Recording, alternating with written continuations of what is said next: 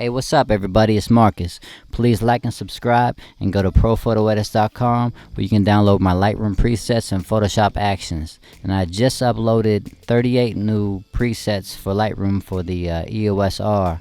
A lot of different Canon presets that'll help you out if you're a Canon shooter, now that I've been using it for a little bit. So let's get into the review.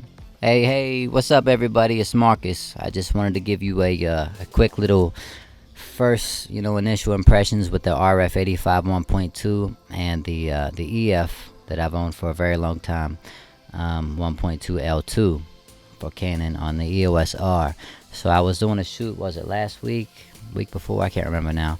I've shot with the RF about 5 times now, and spoiler alert, I bought it. I got this one from Lens Rentals for a couple days, and I used it alongside my 1.2 on the EOS R. I mean the EF version on the EOS R, and I really love it. But I'm gonna let you guys decide what you think, and like I said, the download for the raw files will be in the description, and you can check those out there and really go in and look at the files yourself and see what you think. So I've never seen an 85 be this sharp at 1.2. It's really insane. I've never shot an Otis, let me just say that, but I've shot, of course, the older 1.2. I've owned the G Master 85 1.4 on the Sony, the 85 1.4G on the Nikon, a ton of 1.8s, like the baddest. Even the f-Lite 2.2, they're not this sharp, none of them. It's kind of weird to see a portrait lens be this sharp, and at first it kind of threw me off because I'm used to that dreamy look. But I will say during the course of this little test, we'll see the differences in both, and then we'll start from the beginning, and I'll do a couple comparisons here, and you guys can see and play with the files for yourself.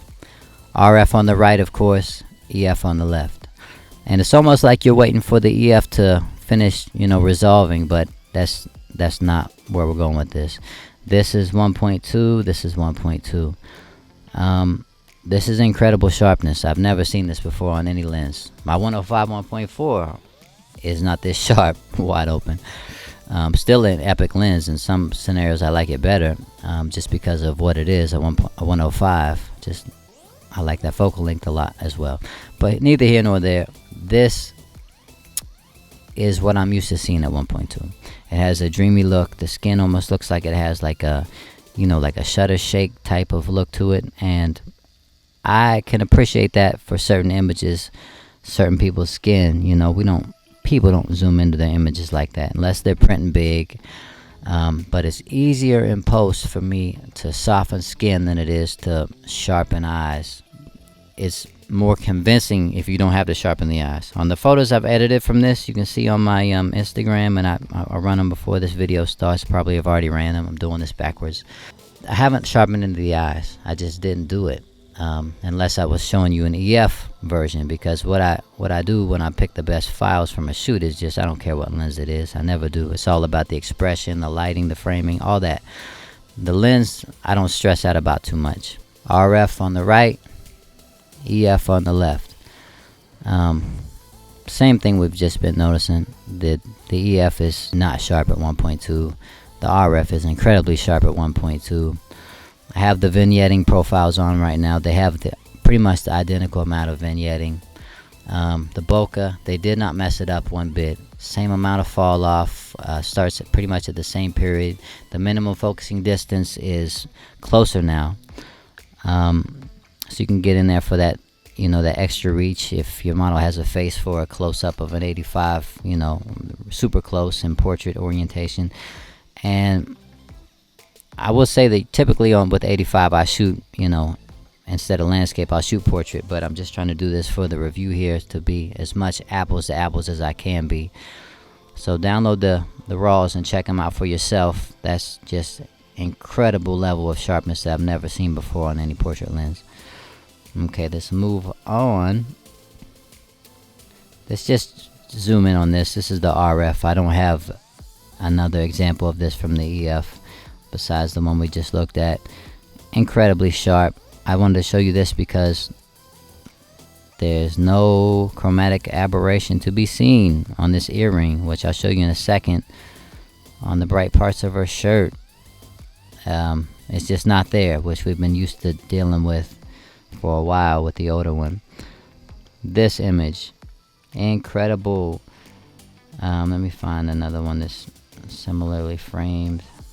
Same thing we just saw. I mean, it's the same image. And I don't want you to think that I'm cherry picking here, because the EF, I picked the sharpest ones that I have. Its focus is slower, which shouldn't be a big deal when I'm doing single frame eye autofocus. And I have the newest update on the EOS R, so it's, you know, continuously tracking the eye. It works great. It's just the EF is not as sharp a lens. I wouldn't shoot it at 1.2 very often. I would shoot it at 1.6 and it looks great. If you can deal with the chromatic aberrations and stuff like that. It still has its place in my bag. I haven't sold it yet because it's just a dreamy lens that I can still appreciate. Like here, I'll show you this. This is what I love about the EF. Surprise, this is as sharp as I got at 1.4, and I was just trying to show you what I really love about this lens. This is a nice, I don't know, soft sharpness. It's just like a portrait sharpness from a lens that I've loved for a long time. You can sharpen the eye in post. The skin is already nice and soft. You can't touch the skin too much in post. Like, you know, you want to get rid of a couple of these lines right here and stuff like that, because the skin is already so soft that it looks like a Barbie doll face if you do too much to it. Some people prefer that look. I'll show you a couple more with it.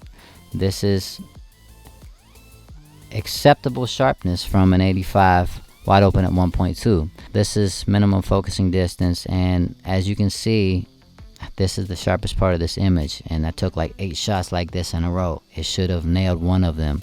It didn't. That's what I've been used to for a long time. That's why I shoot it at 1.6, 1.8. One more with the EF here. This is acceptable if you don't zoom in. You know what I mean? But it has a great look. It's super dreamy. I love the lens for what it is. Let's go to a couple of these right here that are side by sides so you can see. EF on the left, RF on the right. The RF is just levels sharper than the EF. They're both at 1.2. Yes, they are. As you can see, there's a little bit of chromatic aberration on the fence there. There's a lot of it on that earring. There's none to speak of anywhere in the frame on the RF. And you have these files you can compare. The hair is slightly more out of focus here, but that's only because I'm just, as you can tell, I'm like a foot closer here. Leave your thoughts, and you can check these images out down below and the raw files, and check them out, and let me know your thoughts. I love the RF. It's probably the sharpest lens that Canon's ever made, that anyone's ever made with autofocus for portraits. This is what you may want to consider, though. Canon's going to come out with a higher megapixel body, and that's something that interests you, which they're saying 80 megapixels, which, God, I hope not, because that's way too much. This, like, stick with 50-ish, 55. I don't even want to go to 60. It just shows too many flaws, and I'm not talking about in the skin. I'm talking about just misfocusing, like that. What I'm trying to say is the EF version may fall apart at that point. You know, at 1.2, I don't think I'd ever gamble with 80 megapixels 1.2 on the EF. I just wouldn't. They would show too many of the flaws. You could be focused on an eyelash, and on 24 megapixels, even on 30, be acceptable, and on 80, not a chance. You would see it. So just keep that in mind. Follow the channel if you haven't already, and I upload not a whole bunch of reviews, but I upload a lot of behind the scenes videos where I do shoots, and then I edit them with you, and you can follow along with my Lightroom presets and my Photoshop actions. And hopefully if you're struggling with editing and then want to know how I've shot certain things and why I shot them a certain way, I explain all that too. So I appreciate your time. Download the